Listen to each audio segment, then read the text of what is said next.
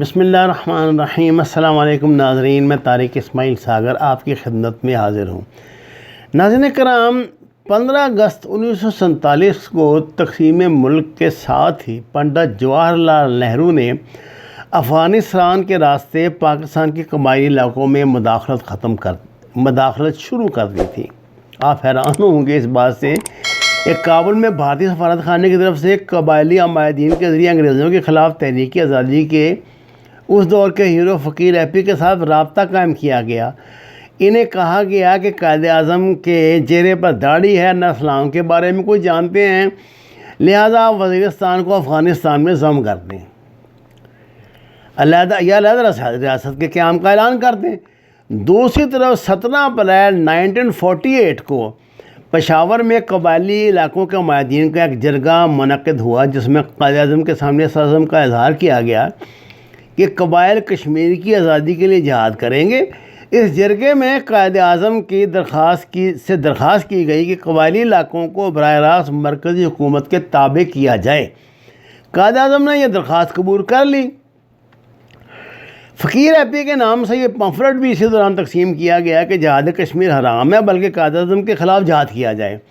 جنہوں نے شریعت نافذ نہیں کی، 29 جون 1948 کو پاکستان اخبارات میں خبر شائع ہوئی کہ ایک 35 سالہ قبائلی اول حسین کو گرفتار کر لیا گیا ہے، جو فقیر ایپی کے نام پنڈت جواہر لال نہرو کا ایک خط دہلی سے لا رہا تھا۔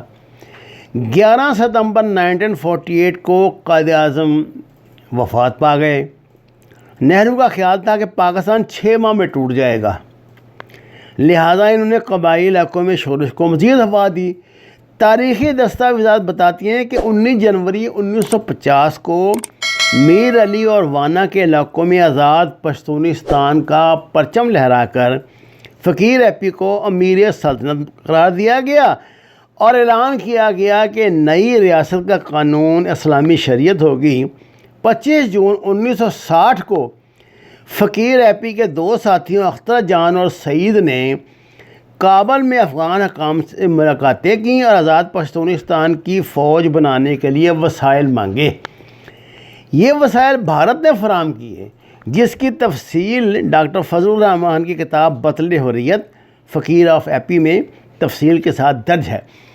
کچھ عرصہ میں میر علی سے وانا تک بغاوت کو کچلنے کے لیے فضائی بمباری شروع کر دی گئی۔ بمباری سے مسئلہ حل نہ ہوا تو مفتی اعظم فلسطین سید امین الحسینی کی خدمات حاصل کی گئیں۔ انہوں نے 22 مارچ کو احمد زئی وزیر اتمام زئی وزیر داوڑ اور محسود قبائل کے عمائدین سے خطاب کرتے ہوئے کہا کہ ایک اسلامی ریاست کے خلاف جہاد جائز نہیں، اگر جہاد کرنا ہے تو فلسطین اور کشمیر میں جاؤ۔ سید امین الحسینی کے دورہ وزیرستان سے فقیر ایپی کی تحریک کمزور پڑ گئی۔ انہوں نے حکومت سے نفاذ شریعت کے لیے مذاکرات شروع کر دیے۔ فقیر ایپی نے سیز فائر کر دیا تو بھارت نے ان کی مدد بند کر دی۔ 18 اپریل 1960 کو فقیر ایپی وفات پا گئے۔ کئی سال بعد بھارت ایک مرتبہ پھر پاکستان کے قبائلی علاقوں میں عسکریت کو ہوا دینی شروع کر دی اور دوبارہ سے انہوں نے پھر پختونستان ریڈیو بنوا دیا۔ وہاں وہ اجمل خٹک پاکستان سے فرار ہو کے وہاں بیٹھ گئے جناب، وہ بن کر بعد میں ان لوگوں کو معافیا بھی دے دی گئی۔ ایک مرتبہ پھر کابل میں جناب اب یہ وہی سلسلہ انہوں نے جاری کیا ہوا ہے۔ میں آپ کو بتانا یہ چاہتا ہوں کہ قیام پاکستان کے ساتھ ہی انڈیا نے پاکستان کو توڑنے کی تحریک کا آغاز بھی کیا، اور یہ جواہر لال نہرو نے یہ حرکتیں کی تھی۔ دیکھ لیں کتنا یہ کمیونسٹ بنا ہوا تھا اور کتنا لبرل بنا ہوا تھا۔ اسی طرح انہوں نے ڈھاکہ میں 1948 میں اپنے ڈھاکہ کا ان کا تھا سفارت خانہ، یعنی جو تھا یہ اس میں انہوں نے وہ جگتو فرنٹ بنوا دیا تھا۔ ایسٹ پاکستان کی پارٹیوں سب کو اکٹھا کر کے حکومت کے خلاف جگتو فرنٹ بنا دیا تھا۔ انہوں نے جناب 1948 میں بنگالی زبان تحریک شروع کرا دی تھی، اردو بائی کاٹ کی تحریک شروع کرا دی تھی۔ ہمیں اور افغانستان کو تو شروع سے ہی استعمال کرتے آ رہے ہیں. اینی ہاؤ میں آپ کو یہ بتا رہا تھا کہ یہاں افغانستان میں سب سے پہلے جو لوگ آئے ہیں نا، یہ جو مداخلت کار آئے ہیں پاکستان کے، تو 10 فوجی نہیں وہاں ہوتے تھے، جہاں آج ہماری پتہ کہ 20,000 سے زیادہ فوج انہوں نے کمٹ کروائی ہوئی ہے. یہ ساری شرارت جو تھی وہ ہے را کی، وہ ہے NDS کی، وہ ہے CIA کی، وہ ہے موساد کی. ان لوگوں نے آج ہم دیکھیے نا، آج امریکن وزیر خارجہ نے جو کچھ باتیں کی ہیں، انہوں نے خاصے آرڈیننس جو ہیں وہ جاری کیے ہیں، پچھلی کچھ چیزیں واپس لی ہیں. لیکن ہم نے دیکھا پاکستان کے معاملات پہ صرف انہوں نے ایک ہی بات کی ہے کہ وہ ہے پاکستانی فوج سے تعلقات بنانے کی بات، کہ پاکستانی فوج سے ہم اچھے تعلقات قائم کریں گے. پاکستانی فوج سے آپ کے تعلقات برے کب ہوئے ہیں؟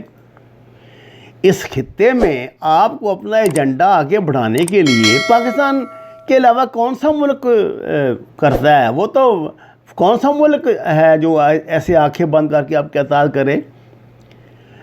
یہ آپ نے وہ جو جنرل ایوب خان نے کتاب لکھی تھی نا، فرینڈز ناٹ ماسٹرز، وہ اسی تکلیف سے تو لکھی تھی کہ جو امریکہ کی تو ہم ہر ہاں میں ہم لاتے رہے، کرتے رہے، لیکن اس کے 97 کے ثانیہ کے بعد پاکستان نے سوچنا شروع کر دیا تھا اصل میں کہ اب یہ امریکہ نے تو ہماری مدد کی نہیں، ان کا تو ساتویں بیڑا ہماری مدد کے لیے آیا نہیں. البتہ روس نے جو معاہدہ انڈیا کے ساتھ کیا ہوا تھا، دفاعی معاہدہ، روس نے انڈیا کی بڑی مدد کی. انہوں نے دفاعی معاہدہ کر لیا اور باقاعدہ اس جنگ کا ایک حصہ تھا روس. میں آپ کو بار بار 1971 کی وار کا 1971 کے بعد سے پاکستان نے امریکہ کے ساتھ جو بھی تعاون کیا وہ سمجھیے ایک مجبوری، حالات کا جبر تھا جس نے کروایا. مثلاً 1979 میں بھی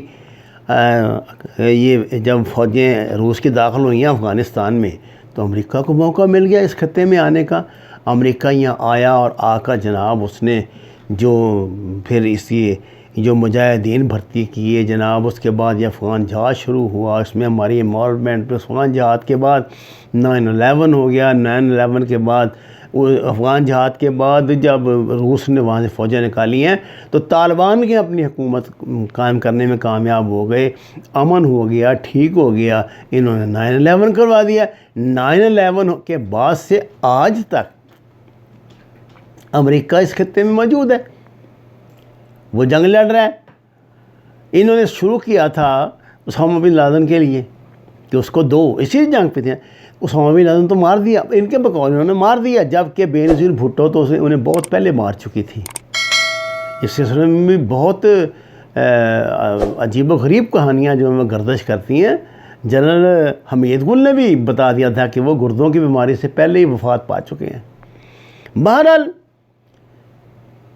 اس دنیا میں سچ تو جو ڈنڈے والے کا صحیح ہوتا ہے نا، چھوٹے بندے کا تو سچ بھی سچ نہیں ہوتا، اس کو بھی جھوٹ سمجھا جاتا ہے. میں گزارش آپ سے یہ کر رہا ہوں کہ آج اگر ہم امریکہ کے ساتھ کوئی تعاون کرتے ہیں تو ہم حالات کا جبر ہے جو ہم سے کروا رہے ہیں.